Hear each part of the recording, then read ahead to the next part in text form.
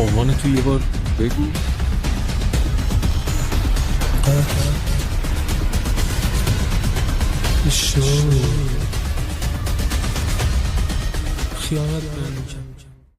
با سلام خدمت همراهان همیشگی کانال سایه های جنایت. امروز هم در خدمتتون هستم با یک پرونده قتل، عملاً یک قتل وحشیانه. کانال ما رو سابسکرایب کنید، لایک کنید که امیدوارم با انگیزه بهتری بتونیم همیشه در خدمتتون باشیم. مجرم ما 6 روز داخل بازداشتگاه است بدون پرونده و جرمی. در گذشته تا حالا پاش به همچین جایی باز نشده. متولد 74 به جرم قتل بازداشت شده. تحصیلاتش فوق دیپلم امور بهداشته و شاغل توی یک پیتزا فروشیه. درآمد خوبی رو داره. فقط به این فکر میکنه وقتی میاد بیرون درست زندگی کنه. آقا محمد داروی اعصاب مصرف میکنه. 1 سال تحت درمان روانپزشک. محمد مشکل عصبی داره و رو چیزی که خیلی حساسه و احتمال داره همیشه به هم بریزش ناموسه. الانم که تو بازداشتگاه است به خاطر قتل ناموسیه. خودش میگه زنم بهم خیانت میکرده. محمد میگه همسرم 2 بار با ماشین کسی رو فرستاده بود منو زیر کنه و اون طرفم همون کسی بوده که داشته بهش بهم خیانت میکرده. 2 بارم 2 تا از رفیقامو فرستاده بود که منو با چاقو بکشن ولی بابام فهمید و مانع این کار شد.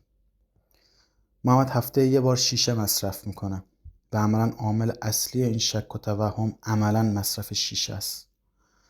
محمد 8 ماهه که داره تفننی شیشه میکشه. هفته 1 بار عملاً. و قبلش فقط گل مصرف میکرده.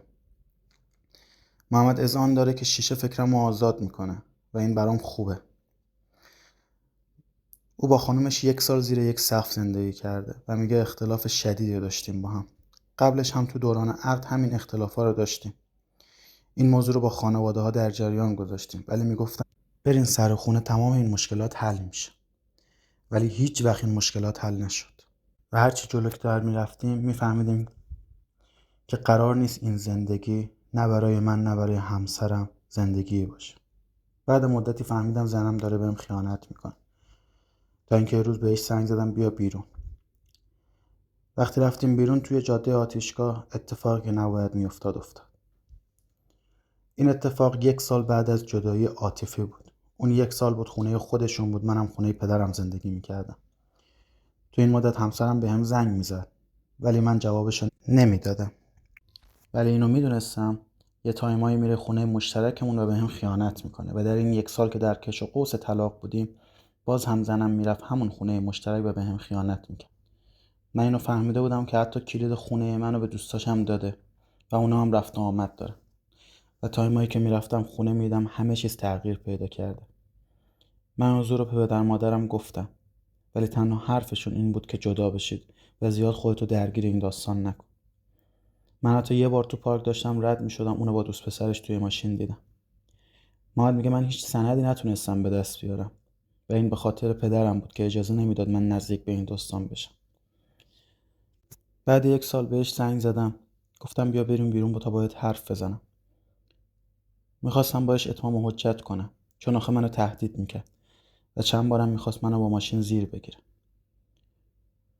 اون روز بعد از چند بار تلفن اونو راضی کردم که با من از خونه بیرون بیاد. اولش قبول نمیکرد. اصرار از من بود و انکار از اون. ولی من صحبتم بر پایه این بود که بیا مشکلاتمون خودمون حل کنیم. دیگه خسته شدم از این طور زندگی کردن. اگه قراره بریم سر خونه که بیا حرف بزنیم و مشکلاتو حل کنیم و بریم سر زیر یک سقف زندگی کنیم. ولی اگه قرار نیست با هم زندگی کنیم بیا واسه 1 بارم که شده بریم دادگاه و طلاق بگیریم و همه چیز تموم بشه. اون روز رفتم جلوی خونه‌شون. سوار ماشینش کردم و به سمت آتشگاه حرکت کردیم.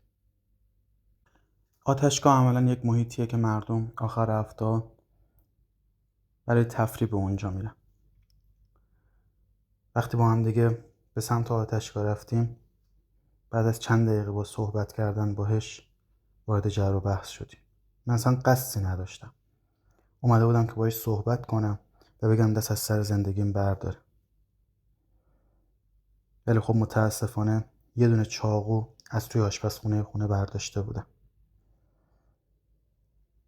من نیتم فقط تهدید بود، ولی بعد از اینکه صحبت‌ها اوج گرفت عملا دیگه نتونستم خودم رو کنترل کنم. با چند ضربه چاقو اونو بیهوش کردم و عملا از ماشین پرتش کردم بیرون.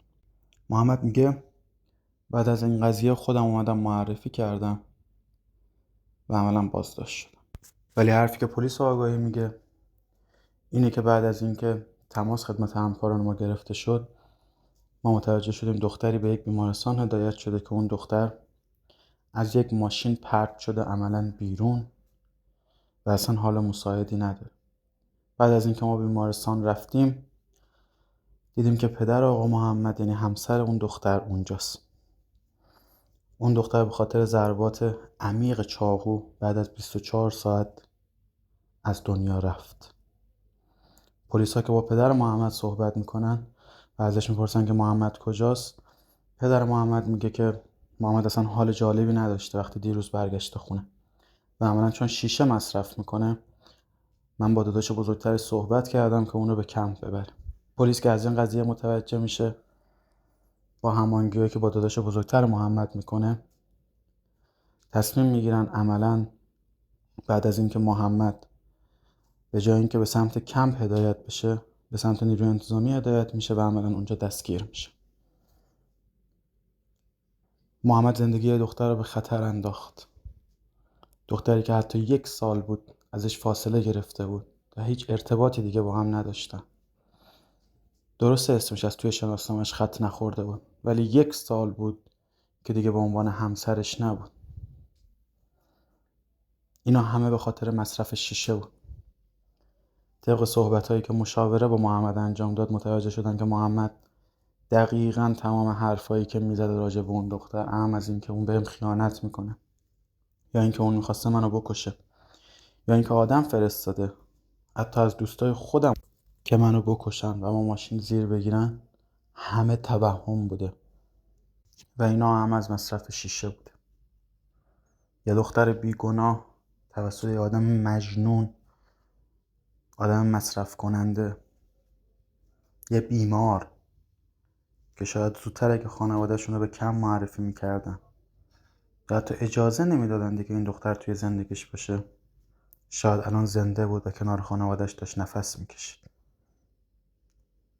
امیدوارم که حال دلتون همیشه خوب باشه و این داستانم مثل داستانهای قبلی تجربه‌ای برای زندگی خودتون، دوستان و آشنایانتون باشه و انشالله هیچ وقت هیچ کس از دوستان، همراهانتون، خودتون درگیر اعتیاد نشین.